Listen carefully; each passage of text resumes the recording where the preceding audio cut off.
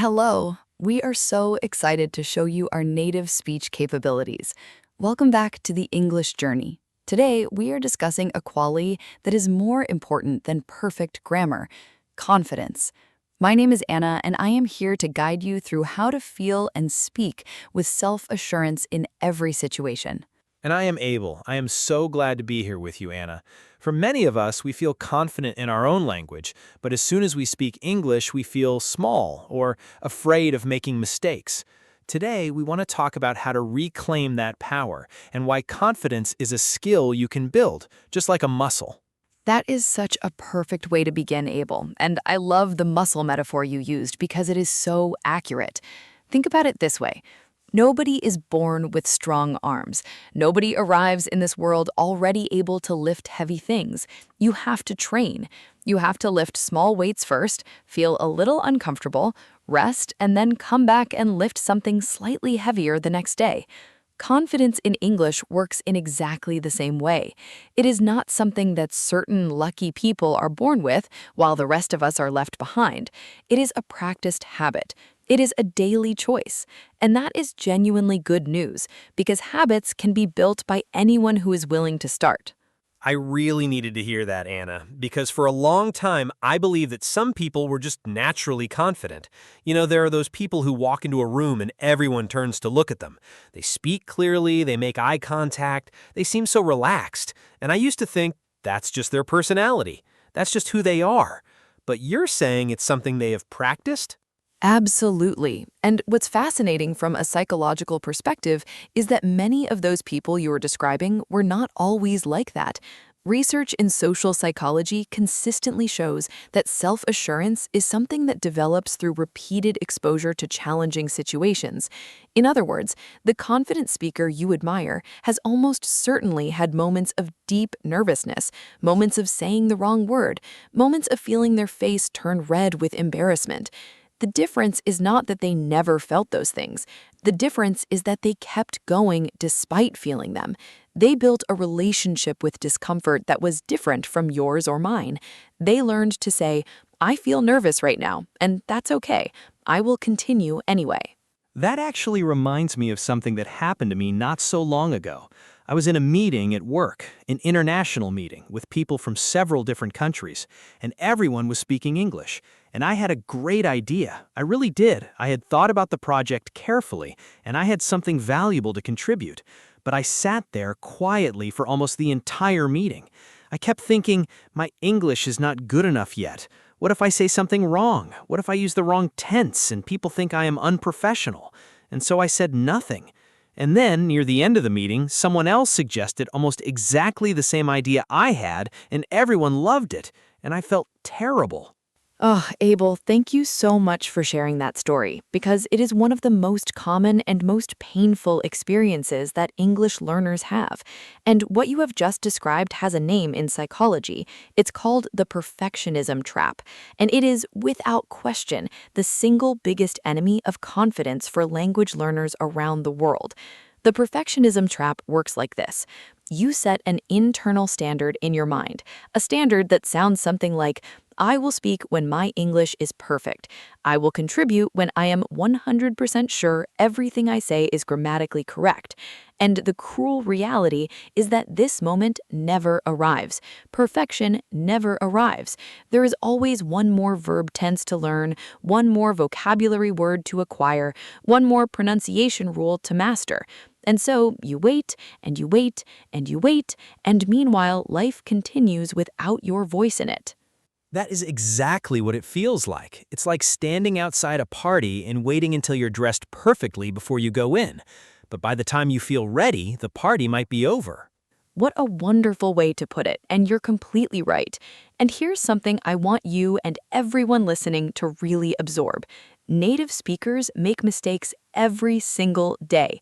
Every single day. I am a native English speaker, and I stumble over my words. I sometimes start a sentence and then change direction halfway through. I occasionally use a word and then think, actually, that was not quite right. This is the natural reality of human communication. Language is not a performance that you prepare perfectly backstage and then deliver flawlessly on stage. Language is a living, breathing, messy, wonderful process of connection between two human beings. And the goal of language is not accuracy. The goal of language is connection. When you say something imperfectly but sincerely, people hear the sincerity. They receive the message. Communication has happened. That's success. So you're saying we should stop aiming for perfect and start aiming for connection. Precisely. And this doesn't mean you stop studying or stop trying to improve. Of course, you should keep learning. The English journey exists to help you do exactly that. But studying and speaking are two separate activities that serve two separate purposes. Studying is how you build your knowledge. Speaking is how you build your confidence. And you cannot build confidence by studying alone, in the same way that you can't build strong legs by reading a book about running. At some point, you have to put on your shoes and go outside. That makes so much sense. So let's talk about the moment you actually do go outside, the moment you actually open your mouth to speak English in a real situation. What can you do in that moment to feel and sound more confident even before you become more fluent? This is where we enter the fascinating territory of body language and voice, and I find this topic endlessly interesting because the research here is so powerful. Let me start with a simple but remarkable fact. Your body doesn't just reflect how you feel. Your body actually influences how you feel. This is a concept that the social psychologist Amy Cuddy explored in her research, and while the scientific community continues to debate some of the details, the core observation remains very useful for our purposes. When you change your physical posture, you change your psychological state. Can you explain what that means in a practical way for someone who is about to speak English? Of course, let's imagine you're about to make a phone call in English, or you're about to enter a room where you need to introduce yourself. Your instinct when you're nervous is to make yourself smaller. You might hunch your shoulders, you might look down at the floor, you might cross your arms. You might speak very quietly and very quickly, almost as if you are hoping nobody will notice that you're speaking at all. Now, all of these things feel like natural responses to nervousness, but they actually make the nervousness worse. They send signals to your own brain that say, I am not safe here, I am not strong here, and your brain responds by producing more of the stress hormones that make you feel even less confident. So what should you do instead? You do the opposite, deliberately and consciously. Before you walk into that room or before you make that phone call, you stand up straight, you roll your shoulders back gently, you lift your chin so you are looking ahead, not down. You take one slow, deep breath through your nose, hold it for a moment, and release it slowly through your mouth. This simple sequence takes perhaps 15 seconds, but it tells your nervous system something very important. It says, I am ready, I am present, I am capable. And then when you begin speaking, there are two things to focus on with your voice. The first is pace, and the second is volume. I know I speak too fast when I am nervous. It's like my mouth is trying to get the scary experience over with as quickly as possible. And that is one of the most universal experiences among nervous speakers in any language, not just English. When we're anxious, our speech speeds up dramatically. We rush through our words. We swallow our syllables. We blend sounds together. And paradoxically, this rushing makes us harder to understand, which makes listeners ask us to repeat ourselves, which makes us feel even more self-conscious.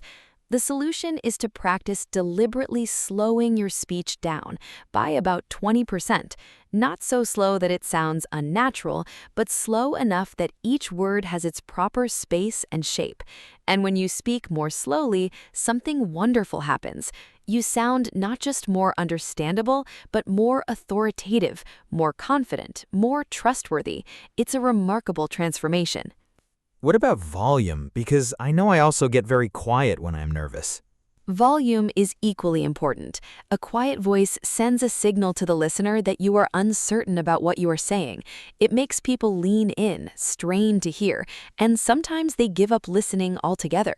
Now, I'm not suggesting you shout. That is not confidence, that is aggression. But a clear, steady voice that fills the space you are in, that projects outward rather than retreating inward, tells your listeners something important. It tells them, I have something to say, and it is worth your attention. And again, speaking with more volume does something interesting to your own confidence. It creates a feedback loop. When you hear your own voice sounding clear and present, your brain receives that signal and your inner state shifts to match. Anna, can we talk now about something that I find really interesting? You mentioned something at the beginning about the spotlight effect. I have heard this term before, but I would love to hear you explain it, because I think it could really help people who feel very embarrassed about making mistakes in English. The spotlight effect is one of my favorite concepts in all of social psychology, and I think it has the power to genuinely change how you feel in social situations. Let me describe it to you. The spotlight effect is a cognitive bias, which means it is a consistent error in how our brains process information. And it works like this. We tend to believe that other people are paying far more attention to us, to our appearance, to our words, to our mistakes, than they actually are. We walk through life feeling as though there is a bright spotlight shining directly on us at all times, illuminating every flaw, every error, every imperfect moment. But here's the truth. There is no spotlight. Everyone else is dealing with their own inner experience. Everyone else is thinking about their own words, their own appearance, their own concerns. The spotlight exists only in our imagination. So when I stumble over a word in English and I feel like everyone in the room is judging me, they're probably not even noticing. Research strongly suggests exactly that. In a classic study, participants were asked to wear a t-shirt with an embarrassing image on it and then enter a room with full of people. The people wearing the shirt estimated that about 50% of the people in the room would remember and notice the image. When researchers actually asked the people in the room, the real number was closer to 25%. People's perception of how much attention they were receiving was dramatically higher than reality. And the same principle applies to your spoken English. You say a word slightly incorrectly, your grammar is not perfect, you pause for a moment while you search for a word. You feel enormous shame in that moment, but the person you're speaking with, they've already moved past it. They received your meaning, they processed your message, and they are now preparing their own response. The mistake that felt like an earthquake to you was barely a ripple to them. That is so reassuring. I honestly feel lighter just hearing that. But I do want to ask, how do you build confidence consistently over time? Because I think a lot of people have the experience of feeling motivated and brave for a day or two, and then the nervousness comes back. This brings us to one of the most practical and powerful ideas we'll discuss today, and it's about the nature of small wins. There's a tendency in language learning and in self-improvement generally to think in large, dramatic units.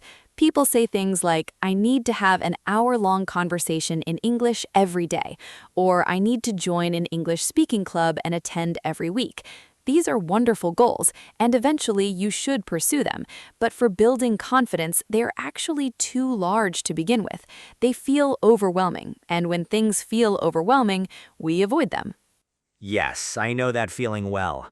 You put it off because the task feels so big, and then you feel guilty for putting it off, and then you feel even less confident, and the whole cycle gets worse. Exactly. It's a cycle of avoidance and shame that feeds itself.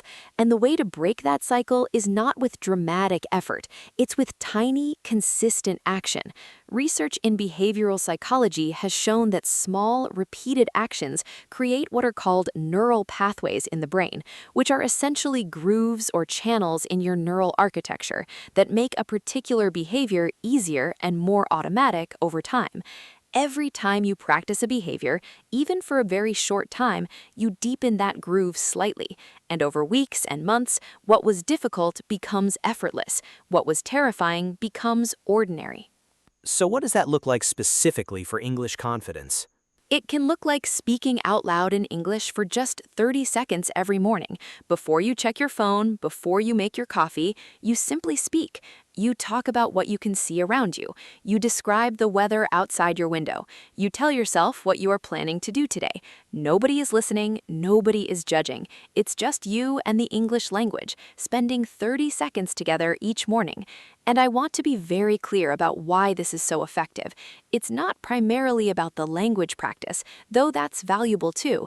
It's about the psychological habit you are building. You're training your brain to associate English speaking with a neutral, safe, low-stakes experience.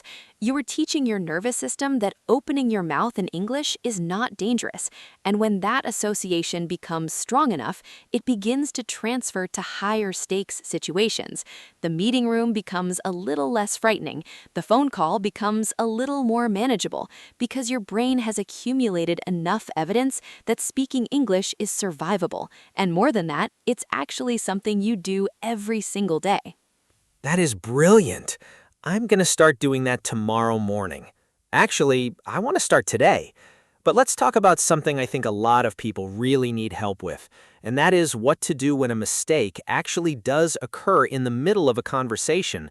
Because even when we are trying to be confident, mistakes will occur. And if we don't know how to handle them gracefully, one mistake can derail our entire confidence in that moment. This is so important, and I am really glad you raised it because the way you respond to a mistake in the moment is a critical confidence skill in itself. Let me first say something fundamental. The way you respond to your mistake teaches others how to respond to it. If you make an error and you collapse in embarrassment, you stop speaking, you cover your face, you say, "Oh, my English is so terrible, sorry, sorry, sorry," you are signaling to the listener that something catastrophic has occurred. And interestingly, they begin to feel uncomfortable, not because of your mistake, but because of your distress about your mistake.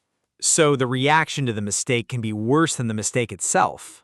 Very often, yes. The mistake is usually minor and forgettable, but an extended anxious reaction draws everyone's attention to the moment and makes it memorable for all the wrong reasons. The confident approach is to handle the mistake smoothly, efficiently, and then continue moving forward.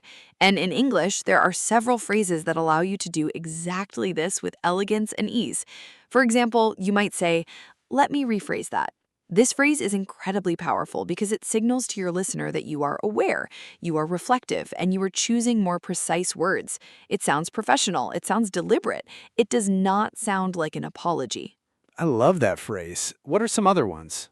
There are several that work beautifully in different situations. You can say, "What I mean to say is," and then restate your idea more clearly. This keeps the conversation flowing smoothly and shows that your intention is clear even if your first expression was not. You can also say, "Actually, let me correct that," followed by the accurate information. This is particularly useful when you have stated a fact incorrectly and you catch yourself. It is direct, it is honest, and it demonstrates self-awareness. Another option is, "I think a better way to put that would be," which sounds thoughtful and precise, or simply, "to be more specific," which introduces a clarification without drawing any attention to a mistake at all. You simply move forward with better information. These phrases are so helpful. They turn what feels like a moment of weakness into something that actually sounds sophisticated. That is precisely the transformation that happens. And when you practice these phrases enough that they become automatic, something shifts in your overall communication style. You stop fearing mistakes because you know you have tools to handle them gracefully. The mistake stops being a wall that stops you in your tracks and becomes instead a small bump in the road that you navigate smoothly and continue on your way. And there is one more thing I want to say about mistakes, which is this. Every mistake is information. Every time you say something incorrectly and then correct it, either in the moment or later when you reflect on the conversation, you are learning. The mistake is not evidence that you are failing. The mistake is evidence that you are trying, and trying is the only path to improvement. Anna, there is one more topic I really want to explore with you before we wrap up today, and it is something that might sound surprising. It's the idea that admitting you're still learning, admitting you don't know everything, can actually make you more likable and more trustworthy. I've heard people call this the power of vulnerability, and I would love for you to explain how it works. The power of vulnerability is something that the researcher and author Brené Brown has written about extensively and beautifully, and her core insight is something that completely challenges our intuition about confidence. We tend to believe that confident people project an image of having everything together, of knowing all the answers, of never being uncertain. We think that showing weakness or admitting limitation makes people think less of us, but the research tells a very different story. When you admit vulnerability authentically and appropriately, people do not think less of you, they trust you more, they like you more, they feel closer to you. Why does that happen? It seems counterintuitive. It happens because of something called the pratfall effect, which is a psychological phenomenon that describes how admitting imperfection actually increases your perceived likability and relatability in the eyes of others. When someone appears completely perfect and never makes mistakes, we instinctively feel a distance from them. We cannot relate to perfection because none of us experience it in our own lives. But when someone admits a struggle, when they say, I find this difficult, or I'm still learning this, something opens up between you, a bridge is built, and the listener thinks, I understand that feeling. I've been there. This person is real. This person I can trust. So saying I'm still learning English is not a weakness, it's actually a connection point. Absolutely, and there are specific ways to express this in English that are honest without being self-deprecating, which means without putting yourself down in a way that makes others uncomfortable. You might say, English is my second language, so please let me know if anything is unclear. This is clear, professional, and actually puts the listener at ease because you've given them permission to ask for clarification without awkwardness. Or you might say, I'm still developing my English, but I want to make sure I understand you correctly. This shows humility, and it also shows commitment to real communication, which people genuinely respect. You could even say, I may not have the perfect words for this in English, but what I want to express is, and then you continue. This phrase is particularly beautiful because it separates your vocabulary limitation from your intelligence and your intention, which are the things that actually matter most. I think for me personally, the most difficult part of being vulnerable in English is that I worry people will think I am not intelligent. In my own language, I can express complex ideas, I can be funny, I can be articulate, but in English, sometimes I feel like a much simpler version of myself, and that gap is painful. Abel, what you have just described is so deeply felt by so many people, and I want to honor it completely. That experience, the experience of feeling that the English version of yourself is smaller and less vivid than your full self in your native language, is one of the most poignant aspects of being a language learner. And I want to say something directly to anyone who feels that way right now. You are not less intelligent. You are not less interesting. You are not less capable. You are simply in the process of building a new vessel for your intelligence, a new container for your personality, and that process takes time. A master carpenter who is learning to work with a new type of wood does not suddenly become less skilled. They are the same craftsman, the same artist. They are simply learning to work with a new material. That metaphor is so comforting. The carpenter is still a carpenter. Exactly. And here is what I have observed consistently in teaching, in communication, in life. The people who admit that they are still learning, who are open about their journey, who do not pretend to be more advanced than they are, those are the people who grow the fastest because they ask questions without shame. They seek clarification without embarrassment. They try new things without paralysis. And they build genuine connections with the people around them because those people can see the real person beneath the performance. Confidence is not armor. Confidence is not a perfect exterior that you construct to hide your real self. True confidence is the ability to be your real self, even in an imperfect moment, even in an unfamiliar language, even when you are not sure of the next word. I feel like everything we have talked about today, the perfectionism trap, the body language, the spotlight effect, the small wins, the phrases for handling mistakes, the power of vulnerability, it all connects to something bigger. It's not just about English, it's about how we show up in the world. You have articulated it beautifully, Abel, and that is the truth I most want to leave with everyone listening today. When you practice confidence in English, you are not just practicing a language skill, you are practicing the art of being present despite uncertainty. You are practicing the courage of speaking your truth even when your tools feel imperfect. You are practicing the grace of treating yourself with patience and kindness when you fall short of your own expectations. And those practices, those habits of the mind and heart do not stay contained within the borders of your English speaking. They ripple outward into every area of your life. They change how you walk into a room. They change how you handle conflict. They change how you pursue opportunities that feel slightly beyond your reach. Every time you open your mouth in English and say something imperfect and continue anyway, you are building evidence for yourself that discomfort is not dangerous, that imperfection is not failure, and that your voice in any language is worth hearing. Anna, I came into this conversation thinking we were going to talk about English tips, and I'm leaving feeling like I've had a conversation about how to live more fully and more bravely, and I think that's the most important lesson of all. And that truly is the heart of everything we do here at the English Journey, because language is never just language. It's the vehicle through which you share your ideas, your humor, your wisdom, your care, your curiosity, and your humanity with the world. And the world is richer every single time you find the courage to use it.